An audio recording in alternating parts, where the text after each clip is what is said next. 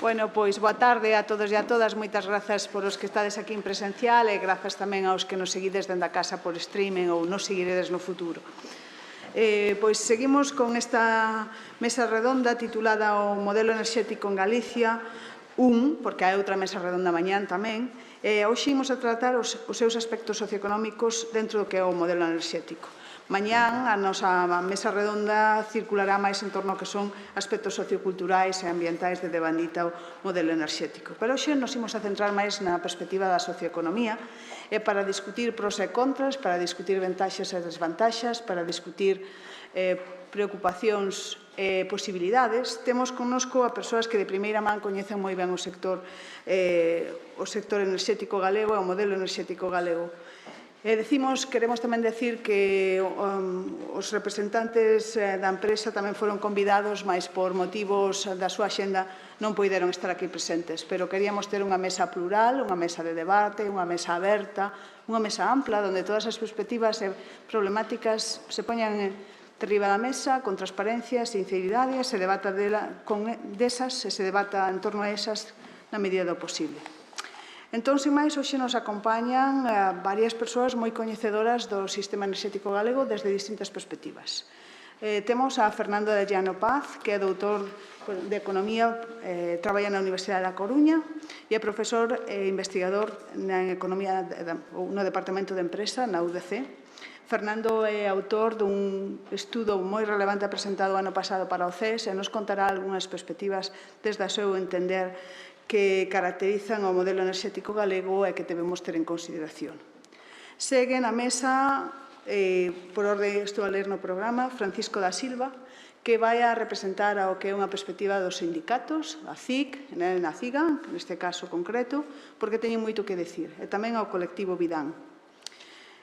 Seguen tamén por orde de programa outras voces que están máis relacionadas ca perspectiva das comunidades de monte tratadas en primeira man por Eru Louro, que é a presidenta da Comunidade de Montes en Mancomún de Antas a Lama e coordinadora da oposición ao proxecto eólico Monte Peón. Así que boa tarde.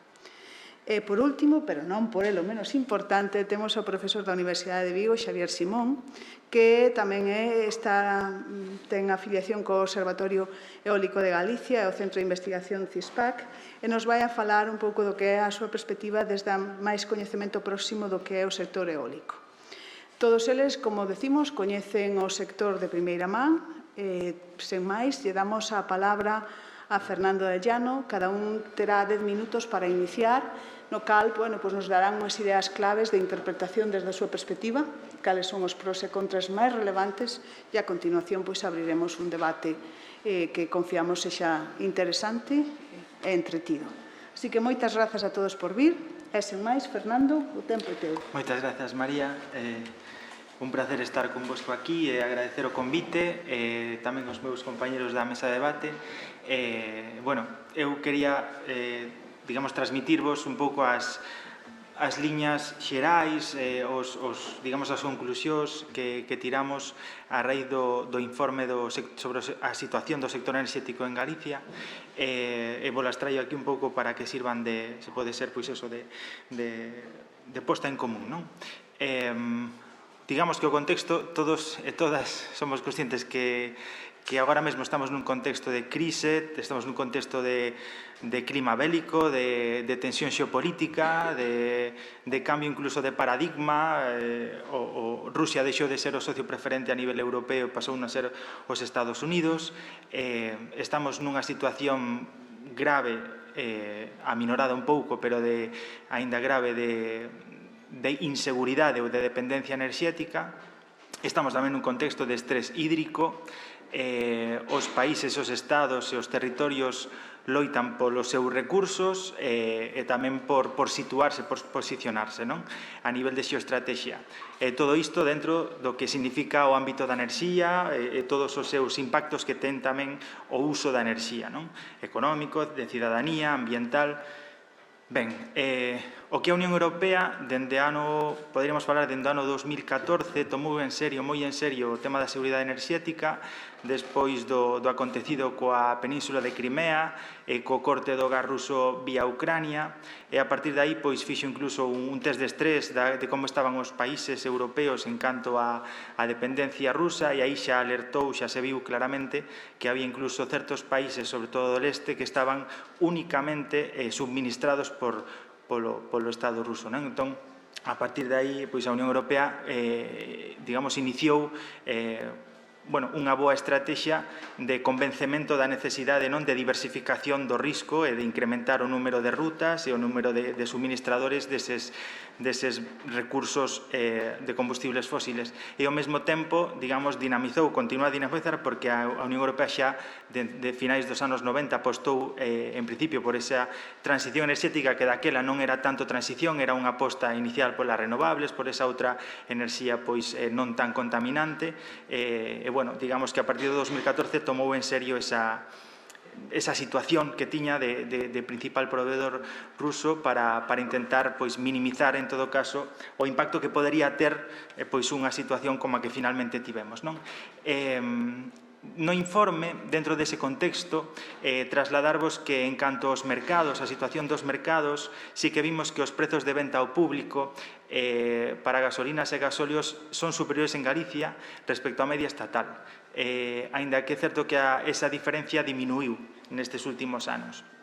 Ao mesmo tempo, hai gas natural, sobre todo na industria, consumo de gas natural na industria, e hai pouco consumo. Obviamente sí que o hai, pero a nivel urbano, onde se concentra ese consumo. É certo que o mercado está máis concentrado, polo menos en 2019, que no Estado, cunha menor taxa de cambio de clientes tamén cara ao mercado libre. Despois, dicir tamén que a nivel de reclamacións cos servizos enerxéticos de gas natural e electricidade detectamos que en Galicia hai máis que a media estatal, e ao mesmo tempo que os indicadores de calidade de suministración eléctrica é certo que non se diferencian en exceso das referencias estatais, no sentido máis de consumo para os consumidores. En canto á política enerxética, sí que entendemos que o papel das administracións é moi relevante, sobre todo a hora de dinamizar plans sectoriais. Hai instrumentos, para actuar, para posicionar o territorio no que a nivel estratégico ou no que a nivel de planificación se entenda interesante. E aí temos distintas directivas ou distintas obxectivos que se foron marcando tamén con esa traslación a nivel europeo. En canto a redes, somos unha rexión, virá despois, pero somos unha rexión importante a nivel de xeración ou de tratamento, de transformación de enerxía. Temos unha infraestructura variada, somos quen de procesar e transportar petróleo, somos quen de regasificar e transportar o gas natural, e ao mesmo tempo, obviamente, somos líderes a nivel estatal en xeración e transporte de electricidade. Fundamentalmente, en números, se mirades aquí a última columna, fundamentalmente temos hidráulica e despois eólica. Fundamentalmente esas son as polo que nos diferenciamos a nivel estatal. É certo que a hidráulica dependendo do ano, si temos ou non temos por tema das precipitacións, pero en todo caso sí que é unha capacidade que se foi apostando por ela ao longo dos últimos 50 anos e que aí está, 60 anos. máis ideas, teño moitas ideas e non quería deixar así un pouco de trasladarvos as máis relevantes. En canto a enerxía, temos un serio problema de dependencia enerxética, un 75% importámolo de fora a nivel de xeración de enerxía primaria. O cru de petróleo e produtos petrolíferos, é certo que detectamos unha presenza superior á media da Unión Europea. A idea, o que hai detrás desto, por un lado, son dous elementos. Un, que está máis desenvolvido o transporte vía estrada que vía transporte ferroviario. Fixadevos a media do Estado español un 2% de transporte ferroviario, mentres que a media da Unión Europea un 17%. Isto condiciona ese consumo, sobre todo para o transporte, obviamente. E despois tamén é certo que temos unha frota marítima que hai que abastecer, que ten que tirar tamén dese tipo de combustibles. En canto á xeración de electricidade, penso que máis ou menos somos conscientes disto, pero por lembralo non pasa nada. O 10% do total do Estado xenérase en Galicia a nivel de electricidade. Un de cada 4 megavatios xerados con recursos hídricos é galego, un de cada 6 megavatios por enerxía eólica tamén, e un de cada 5 megavatios xerados por biomasa, biogás e enerxías mariñas tamén é galego. A media, digamos, no mix eléctrico galego, pois é certo que esas renovables suman en torno a un 65 ou 70% a nivel de penetración. Pero por diferenciar, non unha cousa é o mix eléctrico e outra cousa é o mix enerxético, porque a nivel de enerxía é certo que necesitamos electricidade, pero tamén necesitamos combustibles fósiles por agora para dar calor e frío e ao mesmo tempo para o transporte, non iso que condiciona. Este diagrama que vedes aquí está no balance enerxético de Galicia. Pareceume interesante que propoñervos para que mirades estes datos. En canto a enerxía primaria importamos 9.000, está en kiloteps, 9.000 frente a 2.000 que somos quen de xerarnos. A nivel de usos enerxéticos, a electricidade disponible son 2.100. Mentres que o total de enerxía disponible en usos enerxéticos son 9.000. É dicir, aquí estamos vendo un 20% máis ou menos, non? De electricidade disponible xerada, non? E, por último, o consumo. Que pasa co consumo? Bueno, pois que en Galicia consumimos 5.300 e exportamos 4.530. Mais ou menos está equilibrado. É dicir, a nivel global temos unha... O sea, temos gas, digamos, transformamos gas e ao mesmo tempo temos non me sai, na Coruña temos a refinería, que digamos, é un punto importante tamén a hora da exportación deses recursos que nos entran, e que transformamos ali. Fixadevos que os produtos petrolíferos para o transporte consumimos 2.000 e os produtos petrolíferos que exportamos 3.000. Ainda así é bastante grande, é bastante importante os recursos que consumimos en canto a transporte. Non se ve moito, pero só vos comento isto. En canto a enerxía disponible, máis do 52% son de produtos petrolíferos, de electricidade temos o 22%, e seguimos cara aquí que a enerxía consumida, o transporte, digamos, consume o 40%, a electricidade consume un 23% e despois uso térmico un 21%. Digamos que aí é onde nos podemos un pouco facer a imaxe, non? En canto a enerxía exportada, pois obviamente exportamos casi un 70% de produtos petrolíferos e a maiores un 20% de electricidade. Nesta matriz, pero se pensamos a nivel eléctrico, é certo que nos precisamos do que producimos, o 60% utilizámolo e o 40% dese mix eléctrico é o que, digamos, vai fora de Galicia, non? Necesitamos menos electricidade da que producimos, é dicir, vai a outras partes do Estado. Mais ou menos isto está explicado. Agora sí que quería facer unha breve comentario sobre o impacto socioeconómico do consumo. Somos a quinta comunidade autónoma con maior consumo enerxético da industria e somos unha das 5 máis electrificadas do Estado. É certo que aí pesa o 24% do gas natural, que é o que, digamos, se viu máis condicionado despois do impacto da guerra, non? Da Ucraína. E nos, digamos, o peso do que consumimos a nivel enerxético na industria galega pois supón un 8% do total estatal. Se tomamos de referencia o que pesa a economía galega no PIB estatal, que é o 5%, bueno, pois a nivel a industria pesaría nese total en canto a consumo enerxético o 8%. Detrás está, obviamente, as electrointensivas que ata este momento pois tiraron dese consumo, non? En canto a ramas de maior consumo, obviamente está relacionado coas da especialización ata agora da economía galega. Pois eso, temos alimentación, textil, fabricación de vehículos, madeira e cortiza, vale? E despois, a nivel de fogares, sinalar que a renda anual media disponible por fogar é sistemáticamente un 10% menor a media estatal. Os galegos e as galegas, a nivel de fogares, dispoñemos dun 10% menos de renda anual media para dedicar o que queiramos. Dentro dese o que queiramos estaría a enerxía. Sobre o que o consumo a nivel enerxético, bueno, pois dicir que o gasto total en enerxía en Galicia é superior á media estatal. A nivel de rural Periurbano, bueno, pois dicir que no rural, podemos tomar de referencia esta idea, no rural consúmese un 25% por riba de enerxía do que se consume, do consumo do gasto enerxético a nivel de renda, do que se consume a nivel urbano. Vale? É máis caro vivir no rural. É dicir, se destina máis porcentaxe de renta a pagar a enerxía. Isto imos ver que vai estar fundamentalmente condicionado polo parque móvil diésel. No rural, pola dispersión xeográfica, non hai posibilidade de acceder a, digamos, a unha rede de transporte público digno e, polo tanto, hai que tirar de vehículo privado. Ese tirar de vehículo privado, ademais, estamos tirando de vehículo privado moito del xa antigo, pero, sobre todo, diésel. Entón, isto, digamos, sí que ten que facernos pensar, porque temos a nivel rural é o rural que máis gasta en diésel de toda a península, o rural galego. Eu penso que isto debería de estar na planificación da administración, como axudar a xente do rural a facer esa transición en mobilidade e deixar eses vehículos diésel que non se van poder utilizar.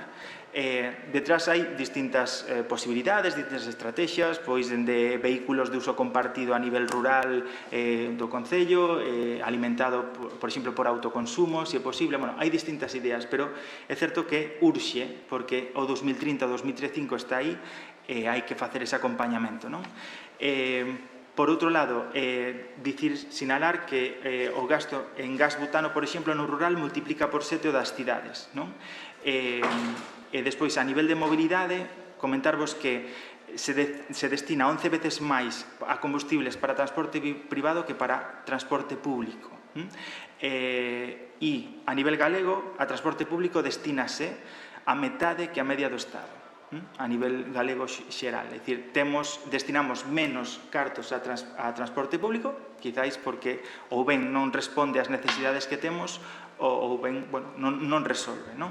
Ou non hai oferta.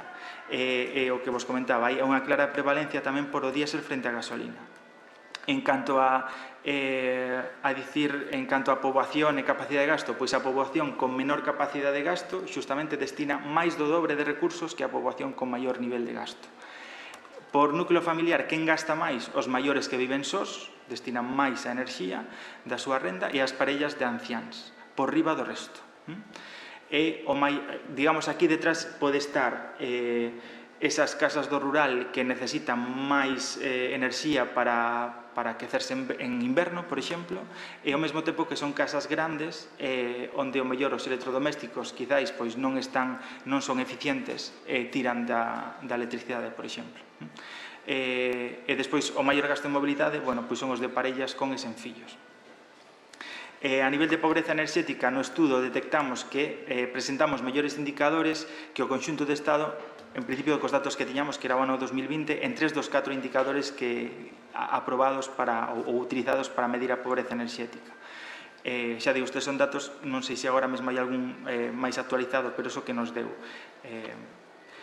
Despois, en canto a autoconsumo, houve un incremento moi interesante, moi importante tamén de autoconsumo en comparación co ano 2020, 7 veces máis que no ano 20 e no ano 22, e despois, bueno, comentar que as certificacións enerxéticas, o parque de edificación galego ten calificación media alta e estamos por diante de comunidades como País Vasco, como Asturias, Castela e León en canto a edificacións con certificación enerxética. Destacamos nas novas edificacións con calificacións de tipo A. Estamos, de todo o Estado, o 10% das cualificacións tipo A das novas edificacións son galegas. Tamén é relevante en canto a consumo. En canto a tecido empresarial, sinalar que a chega do PIB é unha actividade estratégica a nivel galego. O PIB galego, pois esta actividade achega o 4 ou 5% do total do PIB galego, similar á rama de agricultura, gandería, silvicultura e pesca, e lixeramente por debaixo da construción. O índice de produción industrial, estamos mellor, revisei os datos, e estamos mellor agora que o ano pasado. O punto de partida para comparar este índice mudou e agora é o ano 21, e comentarvos que estamos recuperando valores que tiñamos no ano 2015. Houve unha baixada moi importante polo peche das centrais térmicas, eso significou, digamos, a baixada de produción industrial vinculada coa enerxía, e agora mesmo estamos a recuperar, estamos máis ou menos no mesmo nivel. En canto a prezos industriais, pareceme relevante que virades este dato.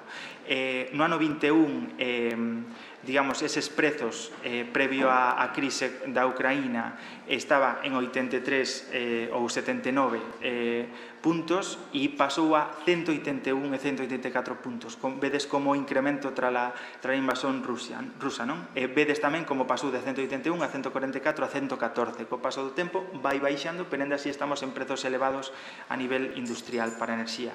E a nivel de emprego, pois máis ou menos supón o 5% o sector industrial sobre o total de emprego, e incrementouse, isto sí que o vimos relevante, incrementouse a participación feminina no emprego, pasou do ano 20 ao 22 dun 10 a un 34.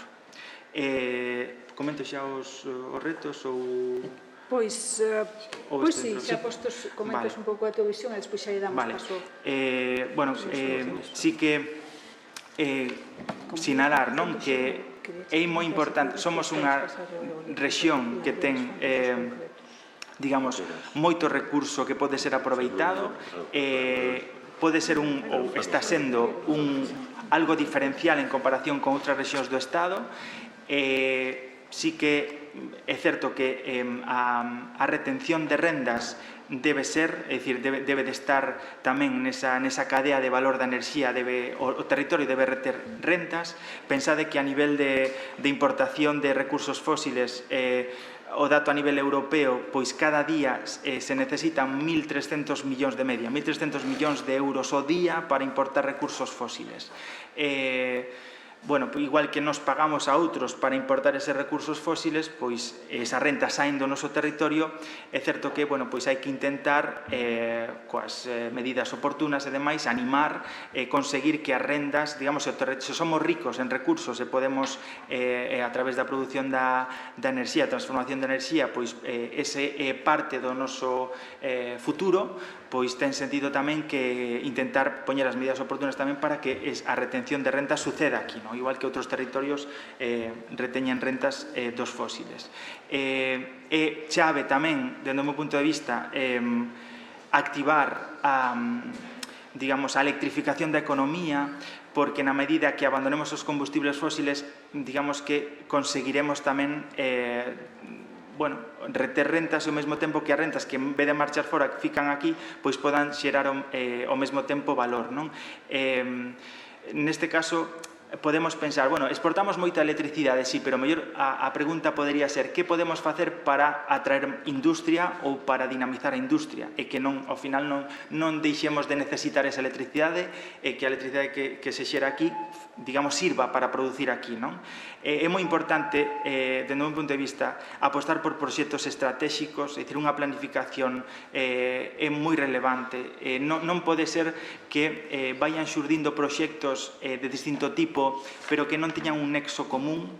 É moi importante tamén fixar, digamos, que tipo de proxectos queremos, tamén a nivel de ordenación de territorio, é dicir, bueno, pois, como país debemos de ter claro, de diseñar, digamos, que queremos ser no futuro, vale? É dicir, na nosa economía en que quere estar baseada, e a enerxía ten que estar, porque sí, porque temos esa capacidade e outros territorios a necesitan, pero hai que poñela en valor. Eses proxectos estratégicos están da man da cadea de valor. Podería ser interesante, ou mellor, propoñer a creación, isto depende dos grupos políticos, non? Pero a creación dunha zona franca no norte de Galicia, que intente dinamizar, aproveitar toda a cadea de valor vinculada coa enerxía, e así se podería tamén, igual que fai Citroën en Vigo, pois aquí atraer investimentos, digamos, a nivel enerxético, e pechar esa cadea de valor da enerxía e xerar postos de traballo continuados no tempo e demais, e tamén aproveitar o que vos dicía a nivel industrial, que a industria de proximidade aproveite tamén esa xeración, esa capacidade que temos para acceder a esa enerxía, a esa electricidade. Outro elemento que pode entrar no debate ou pode xerar debate é o de cambiar o código postal único a hora da xeración de electricidade e diferenciar os territorios que xeran electricidade frente aos que non. E a partir de aí, pois, intentar retribuir aqueles territorios que están mantendo a nivel eléctrico as industrias, as economías de outros territorios, non? É dicir, tamén que todo o que está detrás é xerar valor para o territorio, non? Retención de rendas. Despois, por comentar así algo así máis relevante, activar a demanda, temos detrás a dificultade de acceso a materiais críticos para a transición enerxética.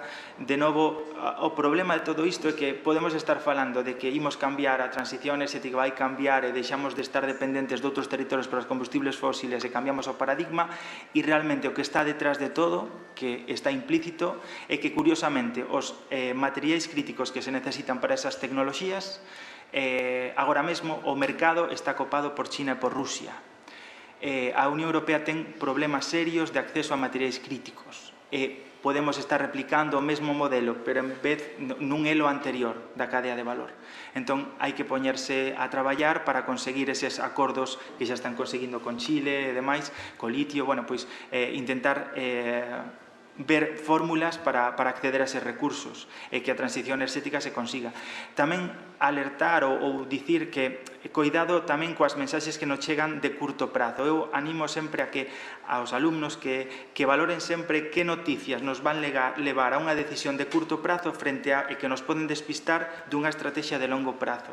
É moi importante ter claro que se queres chegar a un punto, eso vai implicar uns esforzos, se vai implicar uns sacrificios, se vai implicar, bueno, pois, obviamente, compensar aqueles que, polo que sexa, porque así, uns van sair gañando e outros perdendo. Hai que compensar os que perden. Pero, ao mesmo tempo, o que non pode ser é desfacer o camiño.